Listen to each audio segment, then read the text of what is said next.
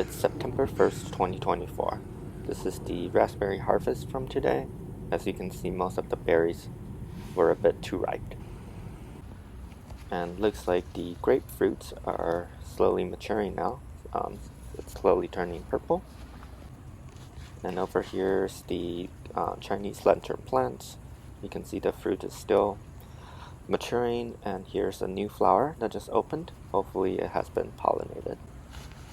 And here we have some beets that I planted a few months ago. You can see the roots have been getting bigger. And this other lady slipper orchid is sending out a flower. So now we have a total of 4.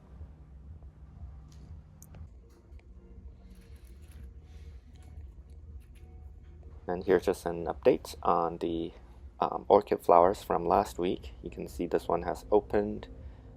The other 2 are gonna open pretty soon too.